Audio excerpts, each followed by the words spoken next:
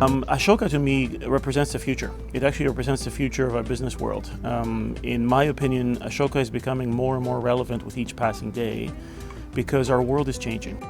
What Ashoka does, and has done for decades, is to recognize throughout the world that there are people, social activists, who want to change, make change happen, hence change makers. I think Ashoka for me was an opportunity to learn about, first of all, my identity as a social entrepreneur. I had never heard the term social entrepreneur before Ashoka. Oh, that's what I am. Okay, so my wanting to change things and use business skills inside nonprofits, that's me as an entrepreneur. And then yes, I'm an entrepreneur that's driven by mission and social change and impact. And I think if people really saw what's happening in Ashoka, what the fellows are actually doing, the collaborations that are taking place, they would experience a sense of hope.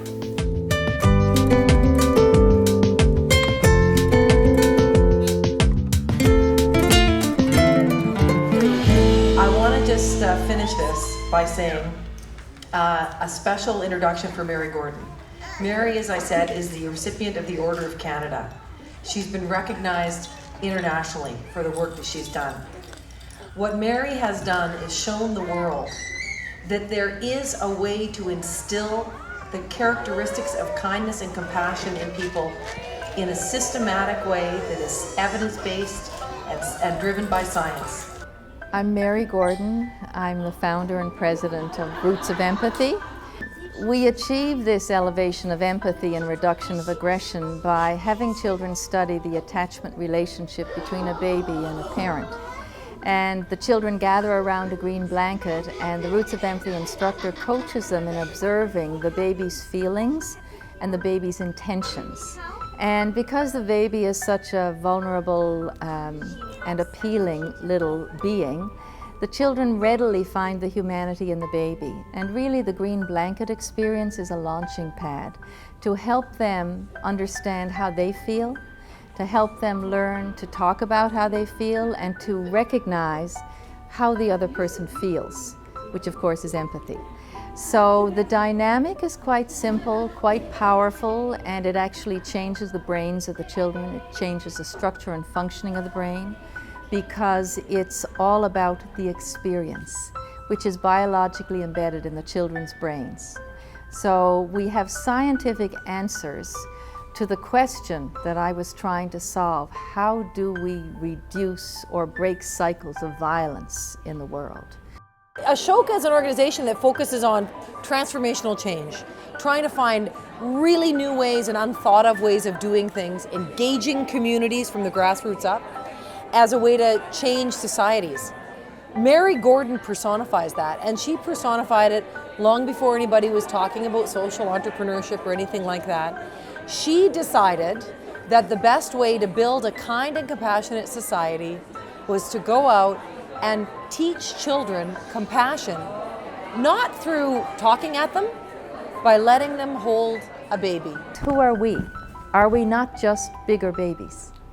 And if we wouldn't want anybody to bully the baby or to be mean to the baby or exclude the baby, how then is that any different from how we would treat one another in bigger bodies?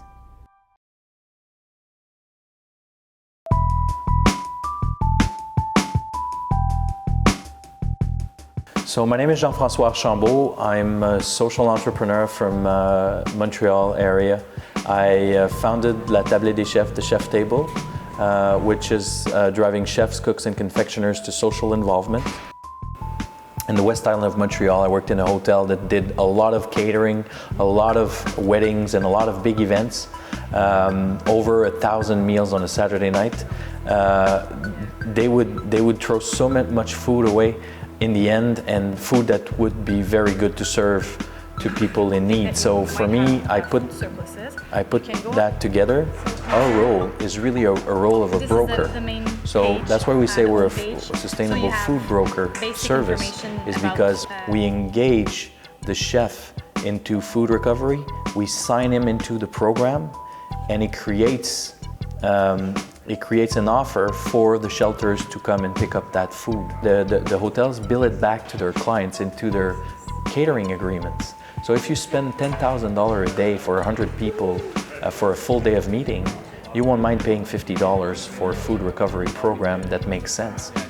So, and it doesn't cost anything to the hotel. The Bell Center came from the fact that Pierre Boivin, the past president of the Montreal Canadiens, was on my funding committee. He said, now you have to solve my problem. We're wasting half a ton of food per game. We're throwing away so much food, and that is causing me a problem. And our corporate clients who rent these suites, they hate to see that, and they're putting pressure on us to make something happen. And so we went through a 2 to 3 months training with the team, the hostess, and everyone to set it all up. And finally, one day, we started with 10 suites, 30 suites, and then since the last 3 years, we've been doing all suites every year, recovering 55 to 60,000 meals every year. If you add up everything together, we're close to 300,000 meals that we provide to the food banks on a yearly basis.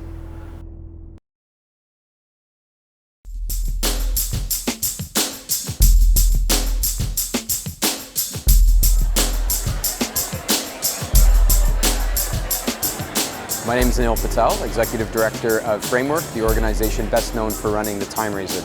Time Raiser is a series of events that tries to encourage people to find causes they care about and connect in meaningful ways. So the night of our events is an opportunity for hundreds of Canadians to come in, match their skills to nonprofit needs. So if your interest is in the arts or the environment, healthcare, social services, there's dozens of nonprofits on hand to have quality conversations. And once the match is made, you become eligible to bid on art. The real big twist is, rather than bidding money on the works of art, you get to bid volunteer time. If this is your first Time Raiser, this is how it works.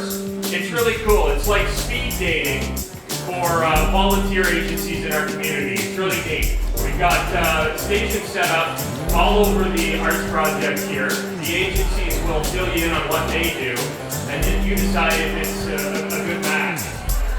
So our main goal is to plant 1 million trees in London in 10 years.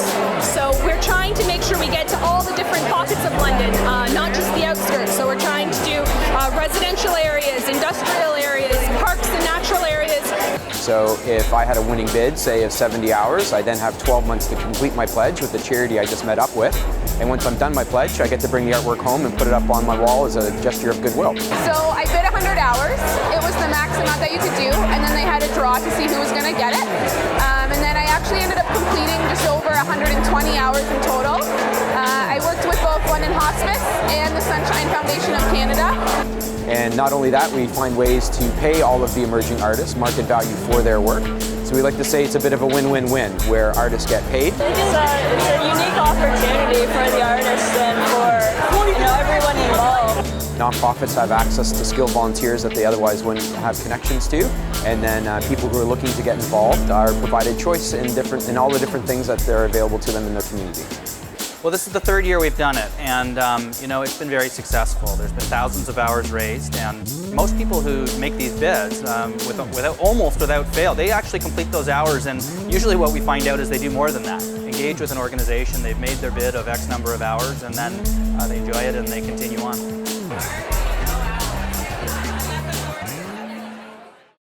Every particular avenue that Ashoka chooses to walk down is very much driven by the work of fellows.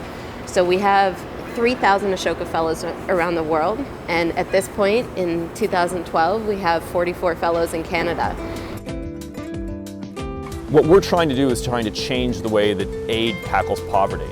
And while we have some good ideas, we don't have a monopoly on those. So meeting with other Ashoka Fellows is going to help us be more creative, try out ideas that have worked elsewhere in different sectors and see if they apply in places like Afghanistan or Liberia. When you build something, you kind of feel that it's yours. If I share it, it becomes even greater.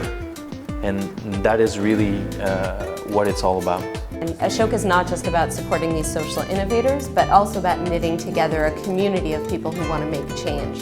So whether like Thomas, you're a 14-year-old who's trying to get his cafeteria to go completely green, or if you're like McKinsey, an entrepreneurial company that wants to support social innovators, or if you're like Starbucks, a company that's trying to support their employees to make change in their communities, or like Capilano University, a campus that's really trying to create the next generation of social change makers. We invite you to stand up, give yourself permission to make change, and join Ashoka in creating a world where everyone's a change maker.